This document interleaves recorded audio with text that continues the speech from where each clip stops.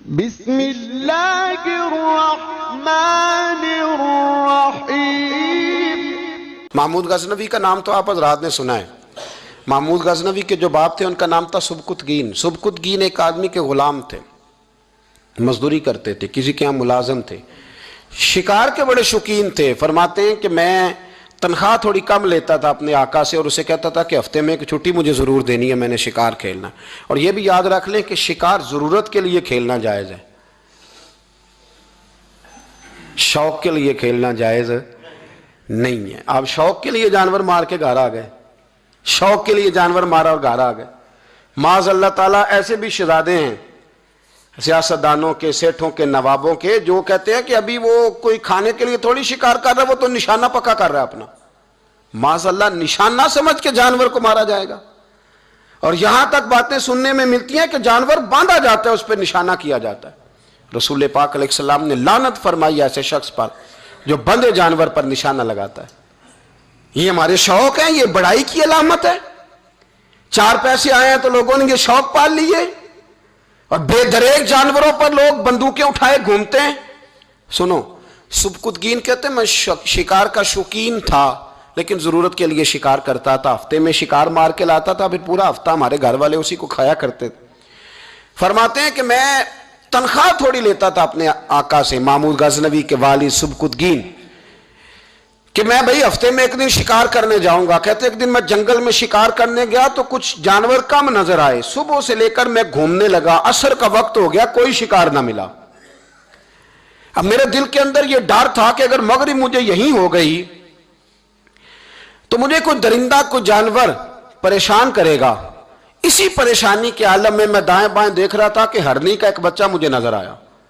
میں نے جھٹ سے وہ ہرنی کا بچہ ہی اٹھا لیا کہ آج یہی شکار کروں گا۔ کہتے ہیں میں نے اسے گھوڑے کے آگے رکھا، اپنے آگے گردن کی جانب، اور میں نے گھوڑے کی لگامیں اس تیزی سے گھمائی کہ سر پٹ گھوڑا دوڑایا تاکہ مغرب سے قبل میں شہر میں پہنچ جاؤں، یہ جنگل کا علاقہ گزر جائے۔ کہتے ہیں میں بڑی گرمی تھی، بڑی پیاس لگی، پر پانی نہ پیا نہ گھوڑے کو پلایا، سر پٹ دوڑایا اس ڈر سے کہ کہیں ایسا نہ ہو کہ میں جنگل میں مجھے شام ہو جائے۔ کہتے ہیں جب میں شہر سے باہر پہنچ گیا تو مغرب کا وقت بھی شروع ہو گیا۔ کہتے ہیں ابھی میں پہنچا ہی تھا، میں نے وہاں گھوڑے کو روکا، خود بھی پانی پیا، جانور کو بھی پلایا۔ کہتے ہیں ذرا میں نے آنکھ اٹھا کے دیکھا تو جس ہرنی کا میں بچہ لایا تھا وہ بھی دوڑتی ہوئی میرے پیچھے آ گئی۔ کہتے ہیں وہ پیچھے میرے کھڑی ہے، پتہ نہیں کہاں سے بیچاری دوڑی، میرا تو گھوڑا تھا اور میں نے تو سانس بھی نہیں لیا۔ 1.5 گھنٹہ 2 گھنٹے میں بھگاتا لایا اس جلدی میں کہ باہر آنا ہے۔ کہتے ہیں پلٹ کے دیکھا تو اس کی سانس پھولی ہوئی ہرنی کی اور للچائی نظروں سے مجھے دیکھ رہی ہے۔ دل کے ایک کونے سے آواز آئی کہ آج تو 2 شکار ہو گئے، بچہ تو پکڑا ہی، اس کی ماں کو بھی قابو کرتا ہوں تاکہ ڈبل شکار ہاتھ آئے گا۔ کہتے ہیں پھر اندر سے میرا درد بولا، اندر سے میرا رحم بولا کہ ایک ماں اپنا بچہ لینے آئی ہے، اور اس طرح تو اسے تکلیف نہیں دی جا سکتی کہ اسے بلیک میل کر کے ماں کو بھی رکھ لیا جائے۔ کہتے ہیں جب میں نے اس ہرنی کی طرف دیکھا تو اس کی نظروں میں سوال تھا، اس کی نظروں کے اندر سوال تھا، کچھ مانگ رہی تھی۔ کہتے ہیں میں نے اس بچے کی پشت پر ہاتھ پھیرا، پھر میں نے بچہ چھوڑ دیا۔ کہتے ہیں اس نے پہلے بچے کو بازوؤں میں لیا، پھر اپنی زبان سے اپنا بچہ چاٹنے لگی۔ کہتے ہیں پھر وہ جب جنگل کی طرف جانے لگی تو ایک دفعہ اس نے میری طرف دیکھا، دوسری دفعہ اس نے آسمان کی طرف دیکھا۔ زندگی میں مجھے اتنا سکون کبھی نہیں آیا تھا جتنا آج آیا۔ کہتے ہیں میں گھر گیا، عشاء کی نماز پڑھی، باوضو میں بستر پہ لیٹ گیا، لوگوں میرے نصیب دیکھو، مجھے مدینے والے محبوب کا دیدار نصیب ہوا۔ رسول کریم علیہ السلام میری خواب میں آئے، میں رونے لگا، گھر مہک اٹھا، پھول کھلنے لگے، خوشبوئیں بکھرنے لگی۔ کہتے ہیں محبوب کریم تشریف لائے، اور کیا خوبصورت جملہ ہے، محبوب فرمانے لگے او سبکتگین، اگر تجھے بادشاہ بنا دیا جائے تو انسانوں کے ساتھ بھی اسی طرح رحم کرے گا نا جس طرح آج ہرنی کے ساتھ کیا ہے۔ اگر تجھے بادشاہ بنایا جائے تو رویہ یہی رکھے گا یا بدل جائے گا؟ کہتا ہے میں رو پڑا، میں نے کہا یا رسول اللہ میں تو غلام بننے کے بھی قابل نہیں، تو بادشاہ کیسے بنوں گا؟ فرمایا تیری آج کی ادا بڑی پسند آئی ہے، عرش کے مالک نے تجھے بادشاہ بنانے کا فیصلہ کر لیا، تیری یہ ادا بڑی بھائی ہے، بڑی پسند آئی ہے۔ فرماتے ایک ہرنی کے بچے پہ رحم کھایا تھا، رب کریم نے مجھے بادشاہی عطا فرما دی۔ ہم نہ سیاست سے بادشاہی لینا چاہتے ہیں، سیاستدانوں کے اپنی جیب سے اشتہار چھپوا کے بادشاہی لینا چاہتے ہیں، ڈیرا بنا کے بادشاہی لینا، نہ بادشاہی تو رحم کرنے سے ملتی، بادشاہی تو شفقت کرنے سے ملتی، بادشاہیاں تو اللہ کی مخلوق سے پیار کرنے سے ملتی، بادشاہیاں حضرت امام احمد بن حنبل رحمۃ اللہ تعالی علیہ فرماتے، میں نے ماوراء النہر ایک محدث کا تذکرہ سنا کہ وہ میرے محبوب کی حدیثیں بیان کرتے ہیں، تو کہتے ہیں میں شوق علم میں ان کی بارگاہ میں پہنچا، جب میں گیا تو کتے کو کھانا کھلا رہے تھے، میں نے سلام لی تو انہوں نے جواب تو دیا پر کوئی اتنی توجہ نہیں کی میری طرف، میرے دل میں خیال آئیے محدث ہیں اور کتے کے ساتھ اتنا پیار کر رہے ہیں، میری طرف دیکھا ہی نہیں۔ تو فرماتے ہیں وہ کتے کو کھانا کھلا کے فارغ ہوئے تو میری طرف دیکھ کے کہنے لگے، احمد بن حنبل میرے علاقے میں کتے نہیں رہتے، کتے دوسرے شہر میں زیادہ پائے جاتے ہیں، یہ بھوکا تھا تو ادھر آ گیا تھا، اور تمہیں حضور علیہ السلام کی وہ حدیث تو پتہ ہوگی کہ نبی پاک نے فرمایا جو کسی کے ساتھ امید لگائے اور وہ آدمی اس کی امید پوری کرنے پر قادر ہو پھر بھی امید پوری نہ کرے تو قیامت کے دن اللہ اس کی بھی بہت ساری امیدیں پوری نہیں کرے گا، اسے سزا ملے گی۔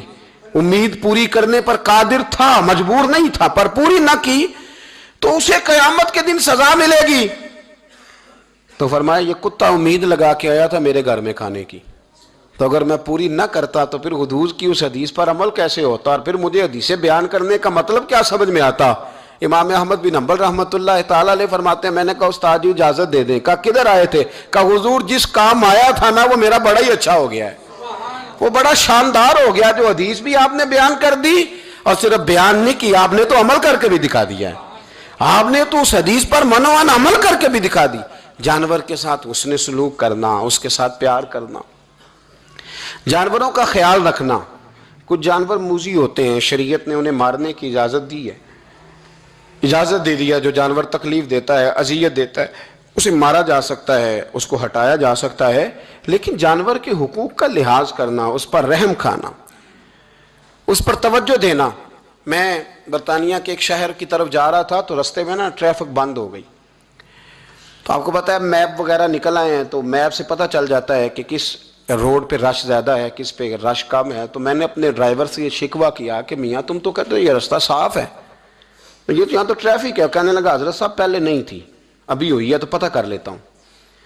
اس نے نیٹ پر کوئی چیز لگائی تو جواب یہ آیا کہ روڈ پہ نا آگے کتے کا ایکسیڈنٹ ہو گیا ہے اور ایمبولینس آ رہی ہے کتا اٹھانے کے لیے، تو جیسے ہی کتا اٹھا کے لے جائے گی نا روڈ کھول دیا جائے گا۔ مجھے نا شرم آئی، مجھے احساس نے مجھے پریشان کر دیا۔ وہ کہنے لگا حضرت میں نے کوئی ایسی بات تو نہیں کر دی، آپ تو پریشان ہو گئے۔ میں نے کہا یار پریشان اس لیے ہوا ہوں کہ کافروں کا ملک ہے، کتے کا ایکسیڈنٹ ہوا ہے تو ایمبولینس کتا اٹھانے آ گئی ہے، اور مسلمانوں کے ملک میں کتا اگر روڈ پہ ایکسیڈنٹ ہو جائے تو وہ گاڑی کے ٹائروں کے ساتھ مسئلہ تو جاتا ہے پر مرے ہوئے کو بھی سائیڈ پہ کوئی نہیں کرتا۔ میرے وطن عزیز میں، میرے ملک کے اندر کتا اگر اس کا ایکسیڈنٹ ہو گیا تو ٹائروں کے ساتھ ہی وہ جائے گا، یعنی 10 دینے والا M A, B A, B B A, M S C, M Phil, P H D کی ڈگری رکھنے والا، مالدار غریب لوگ تو نہیں نا گاڑیاں ڈرائیو کر رہے ہوتے، مالدار پڑھے لکھے لوگ، وہ اپنے ٹائروں کے ساتھ اس کتے کے اوپر سے گزریں گے لیکن کچھ چھڑی لے کے اس کو سائیڈ پہ نہیں کریں گے۔ اور ہمارے کوئی فلسفے سنے تو ہم سے زیادہ اچھا بیان ہی کوئی نہیں کر سکتا، ہماری کو لب و لہجہ دیکھے تو ہم سے زیادہ اچھی نصیحت کرے گا کوئی نہیں، لیکن اس کو ایک جگہ پہ میں نے کہا ایک سنگی سے کہ یار ذرا تھوڑا رکو، اس کو سائیڈ پہ کر دو، تو کہنے لگے مین روڈ پہ کیسے رکیں؟ تو میں نے کہا ہیلمٹ گر جائے تو وڑور رک جاتے ہو، تھیلا گر جائے نا کبھی سامان والا تو یوں کر کے گاڑیاں بلاک کر دیتے ہو، اگرچہ وہ 150 روپے کا ہی مال کیوں نہ ہو، اور کتے کی خاطر نہیں نیچے اتر سکتے، اس کو تھوڑا سا ہٹایا نہیں جا سکتا، لیکن ہمارے رویے ہیں، ہمارا مزاج ہے، ہم ان چیزوں کو